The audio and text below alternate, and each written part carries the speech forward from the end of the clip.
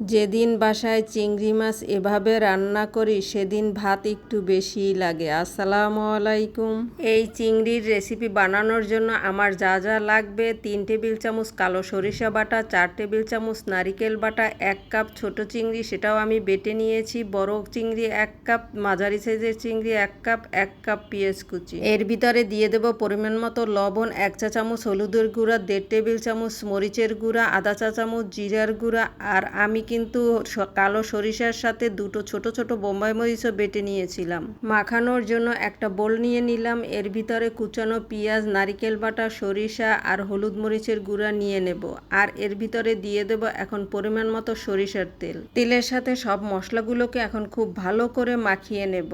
চাইলে এখানে রেগুলার রান্নার তেলও ব্যবহার করা যেতে পারে, তবে আমি একটু ঝাঁঝ বাড়ানোর জন্য সরিষার তেল দিয়েছি। এখন এই মশলা মাখানো হয়ে গেলে আমি বাটা চিংড়িটা দিয়ে দেব, দিয়ে আবার মশলার সাথে খুব ভালো করে মাখিয়ে নিয়ে এর ভিতরে এখন ওই আস্ত চিংড়ি দিয়ে দেব। চিংড়ি আর মশলা আলতো হাতে মাখিয়ে আমি 10 মিনিট রেস্টে রেখে দেব। এটা রান্না করার জন্য লাগবে আমার কলাপাতা। আমি কলাপাতা এনে সাইজ করে নিয়েছি। এখন চুলার উপরে দিয়ে একটু ছেঁকে নেব যাতে কলাপাতাগুলো একটু নরম হয়, তাহলে আর কলা পাতাগুলো ফাটবে না। এখন একটা পুরানো ফ্রাই প্যান আমি চুলার উপরে বসিয়ে দিলাম। এর ভিতরে আমি নিচে একটা, দুটো, 3টে পাতা দিয়ে এদিকে ওদিকে ঘুরিয়ে দেব। তারপরে আস্ত একটা পাতা দিয়ে এর ভিতরে আমি ওই মাখানো চিংড়ি মাছ দিয়ে দেব। ঝামেলাবিহীন রান্না, কোনো ঝামেলাই নেই। এই বাটিটা ধুয়ে এখন সামান্য একটু পানি আমি এই চিংড়ির উপরে দিয়ে দেব।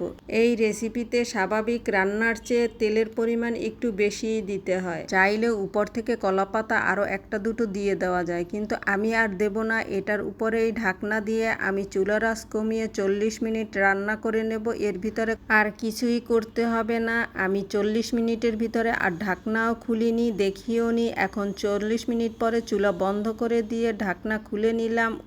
এত সুন্দর একটা ঘ্রাণ! নারিকেল, চিংড়ি, কলা পাতা আর সরিষার তেলের কম্বিনেশনে এত সুন্দর একটা ফ্লেভার আসতেছে। এটা যদি আপনারা না বানান তাহলে আমি বিশ্বাস করাতে পারবো না যে এটার ঘ্রাণটা কেমন। স্বাদের কথা বাদই দিলাম, আমি যেদিন এই রেসিপি রান্না করি সেদিন আমার একটু ভাত বেশিই লাগে, আর অন্য কিছু রান্না করতে হয় না। সবাই এই এক আইটেম দিয়েই পেট ভরে ভাত খেয়ে নেয়। গরম গরম উল্টিয়ে প্লেটের উপরে নেওয়া একটু মুশকিল, অনেক সাবধানে এই কাজটা করতে হয়। আমার এই রেসিপি কে কী নামে চেনেন অবশ্যই কমেন্টসে জানাবেন। আমরা বলি এটাকে চিংড়ি জমানো অথবা চিংড়ি পাতুরি, তবে চিংড়ি পাতুরি নামেই বেশি পরিচিত। এখন কলাপাতাগুলো উপর থেকে তুলে নিচ্ছি। এটা আর সাজানোর কিছুই নেই। আমি কিন্তু ধনিয়া পাতাও দেইনি। স্বাদের ঝাঁজ বাড়ানোর জন্য উপর থেকে আরও একটু সরিষার তেল আমি দিয়ে দেব। ঝামেলাবিহীন রান্না, খুব সহজেই রান্না করে ফেললাম চিংড়ি পাতুরি। এখন শুধু ভাতের উপরে নিয়ে খাওয়ার পালা। চিংড়ি মাছ তো কম বেশি সবার বাসায় থাকে। যদি কলাপাতা ম্যানেজ করতে পারেন তবে আমি বলবো অবশ্যই একবার হলেও এই রেসিপিটা ট্রাই করতে পারেন। আর ট্রাই করলে কেমন হয় আমাকে অবশ্যই কমেন্টসে জানাবেন। কেমন লাগলো কলা পাতায় চিংড়ি পাতুরি? ভালো লেগে থাকলে অবশ্যই লাইক, কমেন্ট, শেয়ার করতে ভুলবেন না। সবাই ভালো থাকবেন। কথা হবে আবার কোনো নতুন রেসিপিতে। খেতে খেতে বিদায় নিচ্ছি। আল্লাহ হাফেজ।